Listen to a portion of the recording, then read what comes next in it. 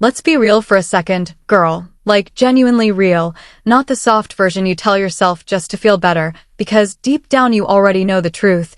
You don't have a motivation problem, you have a standards problem. And yeah, I know that stings a little. But stay with me, because a girl who truly wants a different life does not keep showing up the same way every single day and expecting something magical to happen. She doesn't keep repeating the same habits, the same excuses, the same patterns, and then sit there wondering why nothing is changing. And if you're being honest with yourself, girl, how many times have you said, I'll start tomorrow? And then tomorrow comes and you do the exact same things again.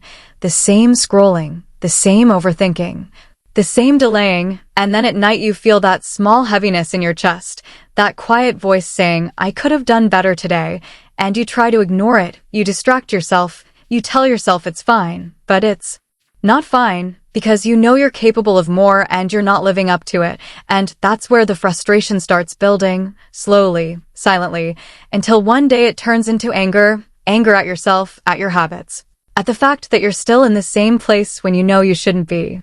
And I get it, girl, I really do, because it's easy to escape. It's easy to pick up your phone and scroll for hours, watching other girls live the life you want, telling yourself, one day that'll be me. But that one day keeps moving further and further away the longer you avoid what actually needs to be done today.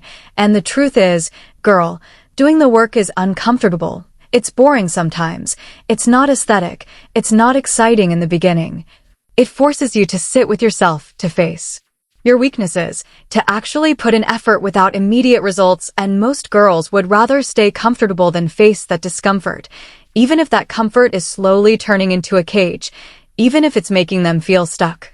Because at least it's familiar, at least it doesn't challenge them, and that's exactly how you stay in the same place for months, even years, without realizing how much time you're actually losing. Because then the cycle begins. You waste time, then you feel guilty, then you overthink, then you promise yourself you'll change, and then you repeat it again and again and again, until it's no longer about motivation at all. It becomes your identity. It becomes who you are. The girl who plans but doesn't act, the girl who dreams but doesn't move, and that realization hurts. Girl, it really hurts, because you can feel the potential inside you. You can literally picture the version of yourself you want to become: confident, disciplined, focused, in control, and yet your actions don't match that version, and that gap between who you are and who you could be starts eating at you slowly, creating regret, creating doubt, making you question yourself. And that's the kind of pain you can't ignore forever. And maybe you've been running from that feeling. Maybe you've been distracting yourself every time it comes up. But what if that discomfort isn't your enemy? What if it's actually trying to wake you up? Because nothing changes if you keep ignoring that voice inside you that's telling you to do better, to be better, to move differently. And here's the truth. Girl, no one is coming to fix this for you. No one is going to suddenly give you discipline. No one is going to hand you confidence. No one is going to build your life for you. And I know that feels harsh. I know it feels lonely, but it's also the most powerful thing you can realize, because if no one is coming to save you, that means you don't have to wait for anyone either. It means you can decide right now that you're done being this version of yourself, that you're done settling, done delaying, done repeating the same patterns. And that decision, girl, that moment of clarity, that's where everything starts shifting. Now listen carefully, because this is important. You're not lazy, you're unmanaged, and there's a huge difference between the two, because laziness makes it feel like something is wrong with you, like you're the problem. But being unmanaged just means you haven't taken control yet, and most girls are living like this without even realizing it, waking up without a plan, reacting to whatever comes their way, doing things based on how they feel in the moment instead of what actually matters, and then wondering why their life feels messy, inconsistent, and overwhelming. But how can your life feel organized when your days are random? How can you feel in control when you're not even directing your own actions? You're just reacting to them. Because the truth is, girl, it's not that you don't have discipline. It's that you don't have structure, and without structure, even the most motivated girl will fall off. You can have big dreams, big goals, big intentions, but if your daily life has no system, no routine, no direction, then your results will always be random. And that's exactly what's happening. You're not building your life. You're just going through it, day by day, hoping something changes without actually changing anything. And that's not how growth works. You are the CEO of your life, girl, whether you like it or not. Every decision you make, every habit you repeat, every action you take, that's you running your own company. So if your life feels chaotic, inconsistent, or stuck, it's not because you're incapable. It's because you're not managing it like it actually matters. Because CEOs don't wake up and just see what happens. They don't rely on mood. They don't wait for motivation. They plan, they track, they execute. They create systems that keep things moving even on the days they don't feel like it, and that's the level you need to step into if you actually want a different life. Right now, you're letting your feelings decide your actions. I don't feel like it. I'll do it later. I'll start tomorrow. And that's exactly why nothing is consistent, because feelings change every day, but structure keeps you moving forward regardless of how you feel. And until you build that structure, girl, you'll keep starting and stopping, never really getting anywhere, and that's exhausting in itself. So be honest with yourself for a second. Girl, if your life was a company right now, the way you manage your time, your habits, your focus, your energy, would it actually be growing, or would it be completely bankrupt? Because that answer right there will tell you everything you need to know about how seriously you're taking your own life.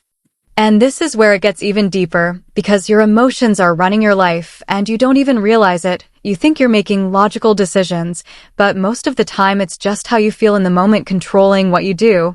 I'll start tomorrow. That's not logic. That's emotion. I'm too tired. Emotion. I'm not in the mood. Emotion. And the problem isn't that you feel these things, because every girl does.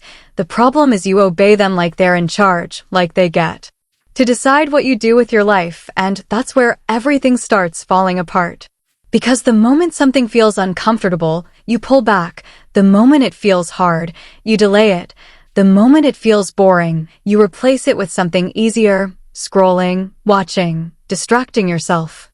And slowly you build a life around avoiding discomfort, and that's exactly how people stay stuck. Not because they don't know what to do, but because they don't want to feel uncomfortable doing it, and that avoidance becomes a habit. A pattern that repeats every single day. High-value girls don't feel less. They just obey less. They feel the resistance, the laziness, the doubt, but they don't let it control their actions because they've built awareness, and that awareness gives them control. It allows them to catch themselves in the moment where they're about to avoid something and choose differently. And that's the shift. Girl, that's where power comes from. Not from never feeling bad, but from not letting those feelings decide your actions. So the next time you say, I'll start tomorrow, pause for a second, girl, and ask yourself, is this actually true? Or am I just avoiding something uncomfortable right now? Because most of the time you already know the answer, and the truth is, you're not tired. You're just avoiding the one thing that would actually change your life. And once you really sit with that truth, girl, everything starts making a little more sense, because it's not that you don't have time. It's not that you don't have potential. It's not that you don't know what to do. It's that you keep choosing comfort over growth in small moments again and again, and those small moments are quietly shaping your entire life, because every time you avoid the hard thing, you train yourself to stay the same, and every time you choose the easy thing, you delay the version of you that you keep saying you want to become, and that's where it starts hurting, because on the outside nothing looks wrong, but on the inside you feel it, that pressure, that knowing that you're meant for more, but you're not stepping into it yet. And then there's this trap, girl, you're addicted to $10 tasks, the kind of tasks that make you feel busy, but don't actually move your life forward, the small, easy, comfortable things like constant cleaning, checking your phone, replying instantly, planning instead of doing, and suddenly your whole day is gone, and you tell yourself you were productive, but deep down you know you weren't. You were just active, and there's a difference, because busy fills your time, but productive changes your life, and real growth tasks don't feel easy. They feel uncomfortable. They require focus, effort, consistency, and that's exactly why you avoid them, not because you can't do them, but because they challenge you. So instead of facing that challenge, you replace it with easier things, things that feel safe, and slowly you build a routine where you're always doing something but never doing what actually matters, and that's how time passes without real change.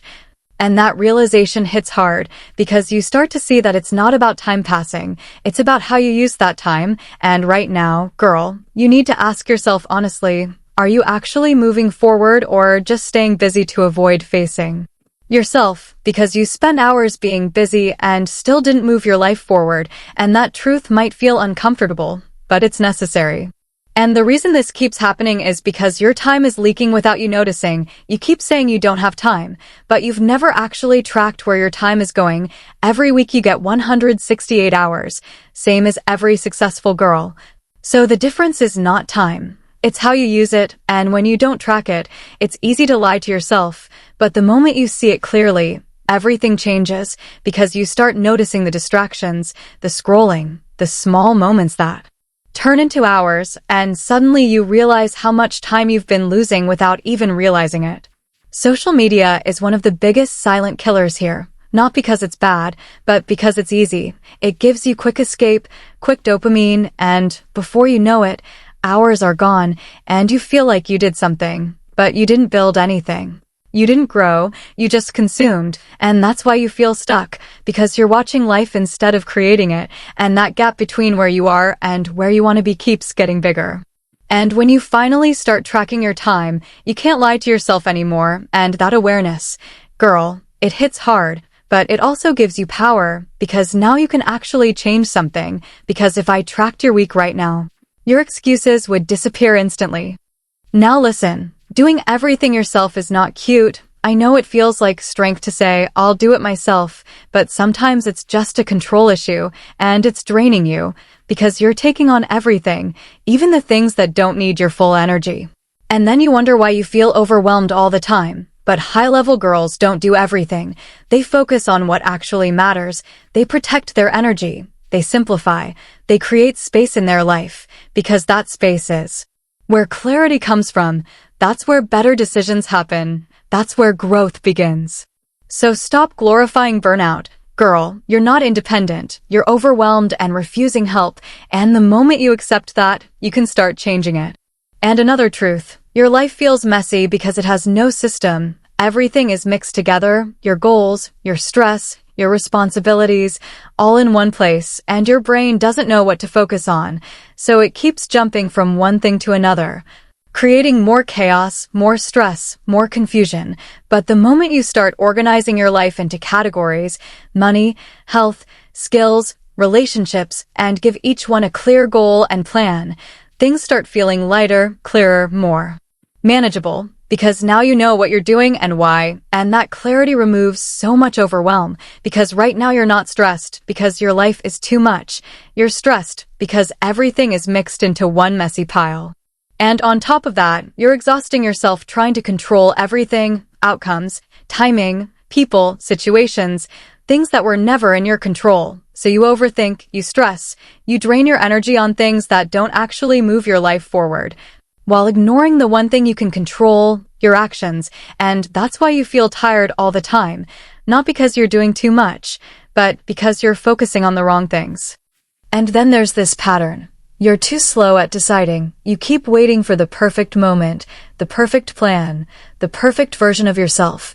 But that moment never comes, and while you're thinking, life is moving, opportunities are passing. And nothing is changing for you, because you're still stuck in your head, but most decisions aren't permanent. You can adjust, you can learn, you can change, but you can't do any of that if you don't move, because action creates clarity, not thinking. And finally, girl, understand this. You are your biggest investment, your skills, your mindset, your health. That's what changes your life. But most girls spend on comfort, on distractions, on temporary things, and hesitate when it comes to investing in themselves. And that's the difference. One girl chooses comfort, the other chooses growth. One delays, the other moves even when it's hard. So now it comes down to this. Girl, no more waiting, no more overthinking, no more repeating the same cycle, because the only difference between the girl who stays stuck and the girl who changes her life is that one of them finally decides to move. And now the only question left is, are you ready to be that girl?